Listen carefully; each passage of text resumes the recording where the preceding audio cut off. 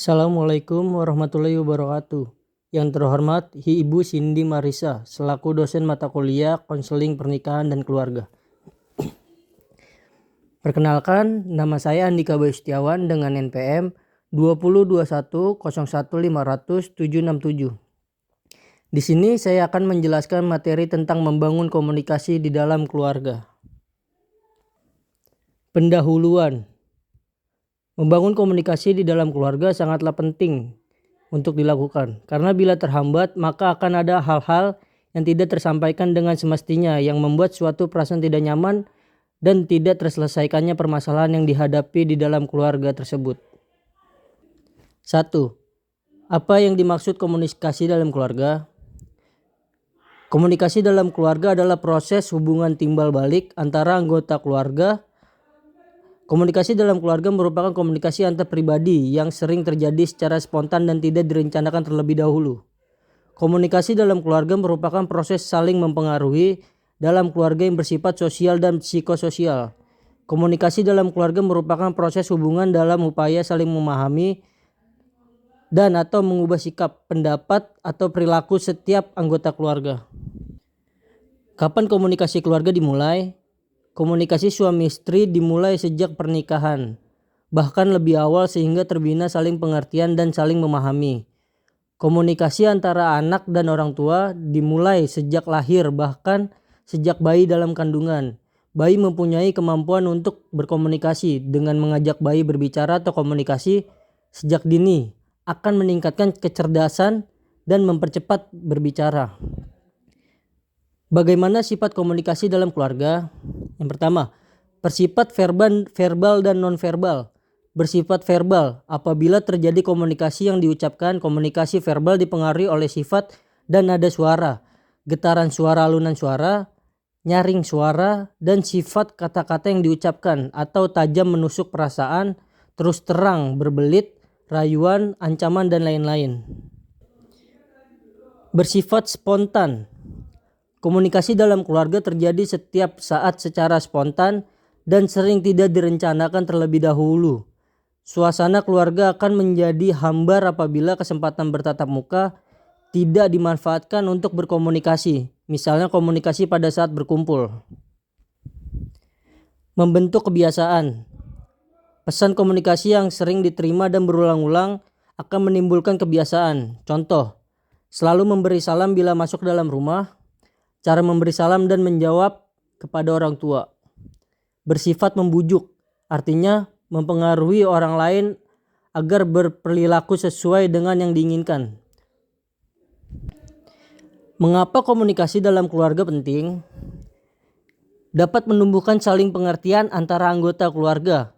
Setiap individu mempunyai watak, sifat, sikap, dan kemampuan yang berbeda. Masing-masing membutuhkan cara berkomunikasi yang berbeda sesuai dengan watak, kemampuan, dan bakatnya.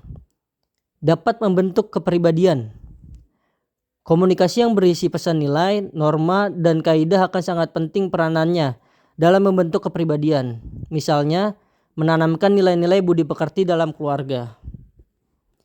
Dapat memenuhi kebutuhan kejiwaan dalam tiap anggota keluarga.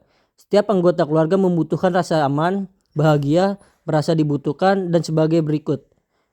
Misalnya istri yang selalu mendengarkan keluhan suami akan menambah cinta kasih suami istri.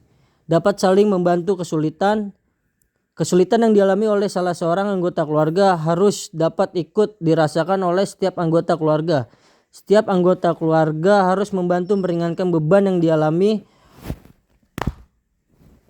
oleh anggota keluarga yang mengalami kesulitan. Misalnya suami yang mampu membantu kesulitan istri atau anak-anaknya.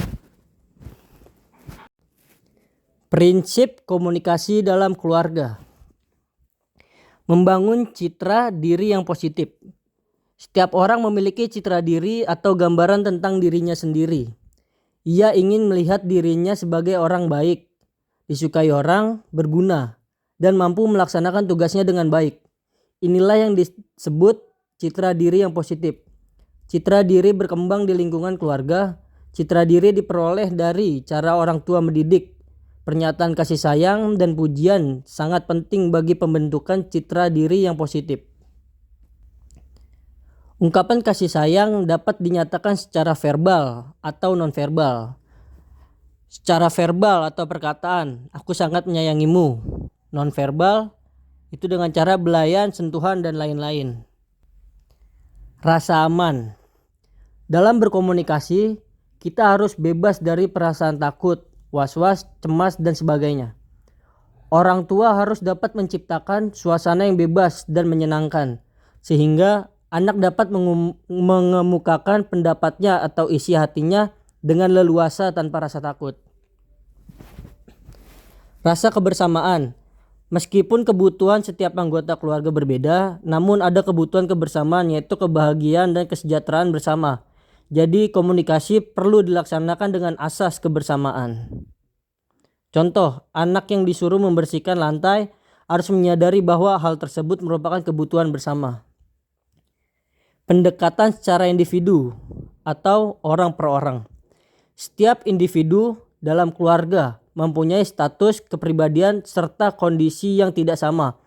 Oleh sebab itu, dalam berkomunikasi kita perlu memperhatikan perbedaan setiap anggota keluarga tersebut. Misalnya, cara berkomunikasi orang tua dan anak berbeda dengan cara berkomunikasi suami dan istri. Cara berkomunikasi orang tua dengan anak yang satu berbeda dengan anak yang lain, disesuaikan dengan keadaan anak tersebut. Keluarga sebagai penerus kebudayaan. Orang tua memiliki kewajiban melestarikan budaya keluarga yang dianggap baik, khususnya dalam proses kebiasaan perilaku sehari-hari.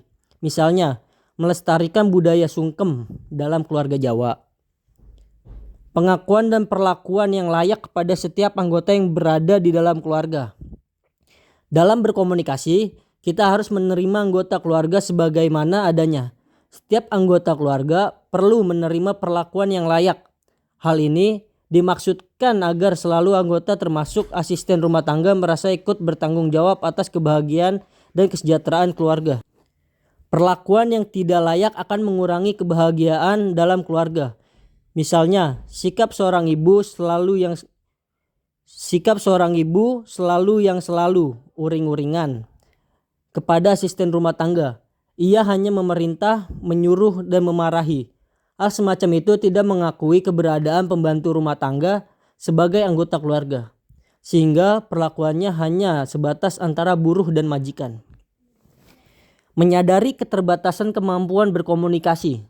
Komunikasi dalam keluarga sering mengalami kesulitan atau hambatan yang tidak dapat diatasi karena di luar jangkauan kemampuan keluarga.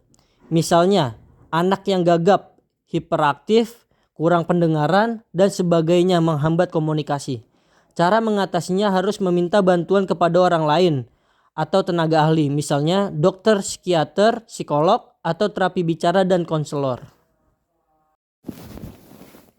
Keterampilan berkomunikasi. Keterampilan mendengar aktif. Di sini kita tidak hanya mendengar saja, tetapi juga memperhatikan, jika perlu menanggapi apa yang sedang dibicarakan dan berusaha merumuskan kembali isi pembicaraan atau mengemukakan perasaan pembicara. Keterampilan berdialog. Dengan komunikasi, kita berharap menciptakan komunikasi dua arah. Peran Anda ialah menciptakan berdialog secara terbuka dengan cara menghindari kata-kata bernada, memerintah, mengarahkan, mengancam, sok moralis, berkhotbah, menawarkan pemecahan, berceramah, menggurui, menghakimi, mengkritik, menyalahkan, mengangkat-angkat, mengejek, menafsirkan, menyelidik, mengalihkan perhatian. Kata-kata tersebut di atas membantu atau menutup komunikasi. Menyampaikan pesan aku ialah komunikasi yang disampaikan kepada orang lain dengan mengungkapkan atau menyatakan perasaan atau pikiran yang sebenarnya. Pesan aku mengandung ciri-ciri sebagai berikut. Dimulai dengan kata aku, mengungkapkan perasaan kita yang sebenarnya. Umumnya mengandung kata aku. Jika menggunakan kata kamu, tidak mengandung tuduhan. Lawan dari pesan aku ialah pesan kamu. Dalam komunikasi, sebaiknya menggunakan pesan aku, karena apabila menggunakan pesan kamu, cenderung bersifat menilai dan menghakimi. Memahami perasaan orang lain. Berkomunikasi dalam keluarga dapat bersifat informatif dan rasional atau bersifat pengungkapan perasaan atau emosi. Sebaiknya dalam keluarga digunakan komunikasi yang mencapai tingkat perasaan. Artinya, komunikasi itu selalu melibatkan perasaan seseorang. Di sini Anda harus mampu ikut memahami dan mampu mengungkapkan perasaan orang lain tersebut dalam komunikasi. Mengendalikan emosi. Dalam berkomunikasi dengan anggota keluarga, ada kemungkinan Anda menjadi marah, jengkel, tidak sabar, dan sebagai berikut. Dari suasana semacam itu, sering terlontar kata-kata yang bukan saja dapat merusak komunikasi, akan tetapi juga menimbulkan suasana tegang. Jika Anda memang sedang bermasalah dalam mengendalikan emosi, sebaiknya Anda menunda dulu pembicaraan sampai keadaan Anda menjadi tenang dan Anda mampu menguasai diri Anda. Keterampilan menyesuaikan diri terhadap perilaku komunikasi orang lain. Komunikasi terjadi bila seseorang menyampaikan pesan kepada orang lain dan orang itu menanggapi serta menjawab pesan yang diberikan kepadanya. Hal ini terjadi berkesinambungan. Dalam berkomunikasi, seseorang akan mempunyai 3 penampilan berkomunikasi, yaitu penampilan kanak-kanak, penampilan orang dewasa, penampilan orang tua yang memberikan pesan dan tanggapan itu. Penampilan orang tua. Penampilan orang tua dapat digambarkan sebagai berikut. Fisik, alis berkerut, bibir berkatup, telunjuk diangkat, menggelengkan kepala, pandangan masam, bertolak pinggang, menghentakkan kaki, berpaku tangan, menghela nafas, meremas tangan, mengelus orang lain. Penampilan dewasa. Penampilan dewasa dapat digambarkan sebagai berikut. Fisik, bervariasi dan tidak khas. Verbal, berupa kata-kata menyapa, apa, di mana, bagaimana, kapan, siapa, berapa, secara bagaimana, menurut perbandingan, benar atau salah, mungkin tidak jelas, objektif, saya kira, saya mengerti, menurut pendapat saya, dan lain-lainnya. Penampilan kanak-kanak. Penampilan kanak-kanak dapat digambarkan sebagai berikut. Fisik, menangis, bibir bergetar, merajuk, rewel, suara menjerit, melengking, mengangkat bahu, usil, senang tertawa, mengangkat tangan, minta permisi bicara, menggigit kuku, menggorek hidung, memilin-milin rambut, menggeliat, terkekeh-kekeh, cekikikan, dan lain-lain. Verbal, saya ingin, saya tidak mau, saya tidak tahu, saya mau, saya tidak peduli, bila saya sudah besar, milik saya lebih besar, paling besar, lebih baik, paling baik, dan lain-lain. Dalam berkomunikasi, dapat terjadi komunikasi yang saling melengkapi, yaitu apabila komunikasi yang diterima sesuai dengan yang diharapkan sehingga komunikasi dapat berjalan dengan lancar. Namun dapat pula saling menyilang, yaitu apabila komunikasi yang diterima tidak sesuai dengan yang diharapkan sehingga komunikasi dapat terhambat atau terjadi perbantahan. Komunikasi yang saling melengkapi. Komunikasi yang menyilang. Jenis komunikasi ini sering menimbulkan gangguan karena jawaban yang diterima tidak sesuai dengan yang diharapkan, sehingga komunikasi akan terhenti dan berakhir dengan percekcokan. Cara berkomunikasi jika timbul masalah atau perbedaan pendapat. Pada umumnya ada beberapa cara yang ditempuh dalam berkomunikasi. Serba kuasa, artinya memaksa orang lain untuk mengikuti kehendak Anda. Orang lain merasa kalah sehingga dapat menimbulkan rasa dendam atau rasa takut. Hal ini kurang menumbuhkan rasa tanggung jawab, menghambat kreativitas, dan menghambat pertumbuhan disiplin pribadi. Serba mengalah. Anda akan selalu mengalah, biasanya dengan maksud agar masalah cepat terselesaikan dan menghindari pertentangan yang menegangkan. Namun pendekatan ini akan berdampak pihak yang merasa menang menjadi egois, kurang timbang rasa, tidak terkendali, manja, kurang tanggung jawab, tidak mandiri, cenderung menggunakan kekuatan, dan menumbuhkan rasa kurang terhormat. Cara bijaksana. Cara yang disarankan adalah cara yang lebih bijaksana. Cara yang disarankan adalah cara yang lebih bijaksana. Artinya, masing-masing tidak ada yang merasa kalah atau dikalahkan. Bahkan, Anda merasa menang dan pihak lain pun merasa menang. Cara ini disebut menang-menang atau tidak kalah. Dalam hal ini, masing-masing menyediakan kesepakatan dalam mencari penyelesaian sehingga suasana keterbukaan satu sama lain bebas mengemukakan pendapat sehingga kedua belah pihak memahami perasaan masing-masing dan tidak segan menyatakan tidak apabila tidak sependapat. Cara semacam ini akan menumbuhkan sikap mandiri, kreatif, bertanggung jawab, dan memiliki kemampuan memecahkan masalah. Yang terakhir, petunjuk praktis cara berkomunikasi dalam keluarga. Berkomunikasi dengan anak, pahami benar perkembangan jiwa anak sesuai dengan umumnya. Hindari komunikasi dalam bentuk ancaman, karena hal ini akan dirasakan sebagai suatu tantangan dan pukulan terhadap pribadinya. Jangan mudah mengumbar janji kepada anak karena hasil yang diperoleh bersifat sementara. Berikan hadiah atas prestasinya atau karena melaksanakan perilaku yang Anda inginkan tanpa dijanjikan terlebih dahulu.